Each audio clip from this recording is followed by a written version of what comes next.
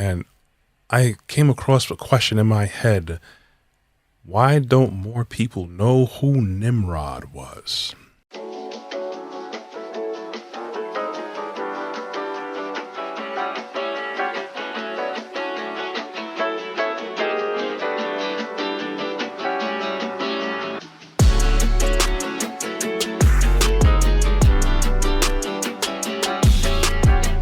Hey everyone, thank you for joining me this beautiful morning. But whenever you choose to join and listen, morning, afternoon, nighttime, late at night, evening, it doesn't matter. I appreciate the likes, the looks, the listens. But of course, I'd appreciate you hitting the subscribe and notification bell and the like button on my YouTube channel, Brooklyn Baritone. But of course, do that if you want to. No pressure whatsoever. There's so many things that I've come across in my study in the walk with our creator and knowing the history of this world, uncovering more and more of the true history of this world than anywhere else that we are. And I came across a question in my head.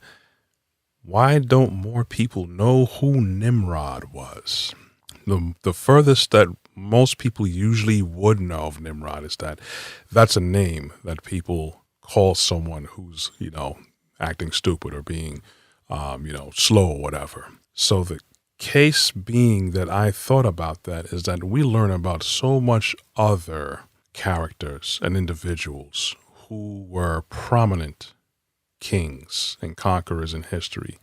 We know about Genghis Khan. We know about Hannibal, Montezuma. We know about Mansa Musa. We know about Alexander the Great, King Henry. We know all these people. We even know, going as far back, we know about, of course, King Tutankhamun, Queen Nefertiti,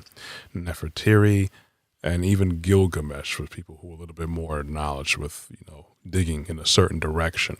But the thing about that is, it's like, okay, we hear about all these things. And the most we know about Nimrod is that, we call someone that has a derogatory term to say you're stupid. And he's exactly the opposite of what we think is. Nimrod, basically, if you don't know the story, you look at the book, the Bible. The thing is, the book, the Bible, it name drops. It names names. It talks about bloodlines and lineages where people came from. It talks about places. It talks about events. And it also talks about times. It's crazy how people look at so much other works of documentation or literature and scoff at the book when it has so much proven to be credible things. But anyways, Nimrod was basically labeled as a mighty hunter in the face of a god. So it's not because he was just that blessed and endowed that he, was the best hunter in the land. No, he was a hunter of men. Nimrod was basically the person who laid down the foundation and the archetype for the first one world government, one world religion. We hear about the NWO now and everything. It was basically, Nimrod was the one who started that. He was the one who actually looked to establish it, as in he actually did establish it. His reach was, he was far-reaching. He was able to get many people. And the lands, of course, people know Nimrod who do know about Nimrod. He constructed the Tower of Babel. But, people don't know that he had a lot of different lands where he established as well. One place he was known for establishing was like Acadia. Arcade, from the Scorpion King that Dwayne Johnson played in, or Haku Machente, and all those people around were like, they started off with, from Mitzrayim, which is Kemet, which changed to Egypt and everything. All those places were very connected. And the thing about it is people think that Nimrod's stupid because he just tried to make a tower super, super tall to reach heavens. And if they had a flood again, that, the tower would prevent that. But it wasn't just about that. It was actually not just a physical representation of them trying to ascend up to the heavens. It's basically the whole spiritual, social mindset of where people came from or where they were going. And this is one reason why that it had to be destroyed from the creator, of course. Don't know if anyone's tuned off at this point, but I'm trying to educate you because there's a means to an end why I'm talking about this right now. So, of course, he's a hunter of men, and he actually, if you look where Babel was, Acadia, and all these other places in Nineveh, they had their own culture and own religions away from the Father.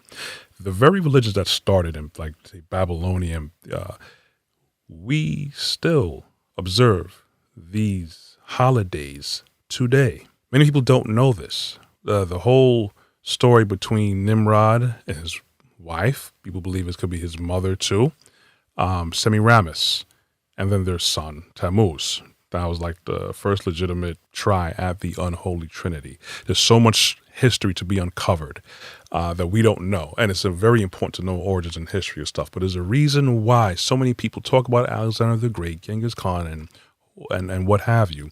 No one mentions Nimrod and the impact that he had, because at that point in time, everyone spoke the same language. So they were very united in their front and also their achievements to go away from the Father and build their own structure, go their own way. And people don't understand how much we get our democracy from, they say, from Rome and Greece, but Greece and Rome got a lot of their ideas from these nations that were coming up before. Right from under Noah, these people started to go their own way. That's where we get our holidays from, a lot of our democracies from, and a lot of our foundations of law. We have to understand these things. This is so much people who are in control of these things around us, those everyday people who are the working class and the people who are the populace. We don't know these things. Best believe people who are higher up, they know all of these things. You have to understand the importance of this. Ask yourself, we've been becoming, people say woke, I don't even want to use that term, but we've been becoming more aware of, especially the results of institutionalized education, of how they leave certain things out. And then we're educated in a manner to have a worker bee mentality, so we can keep the people who's on top, stay on top, and keep us as dulled down as we possibly can.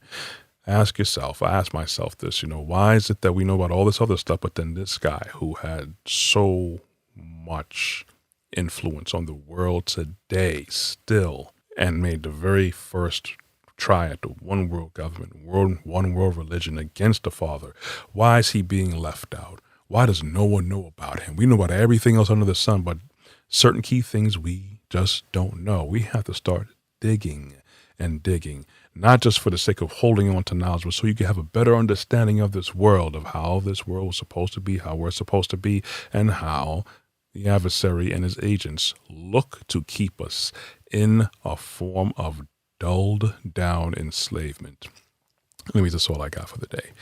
If you want to check out more of my content, look at my website, brooklynbaritone.com. Of course, I can guarantee you that you can find some merchandise there that is good for any and everyone.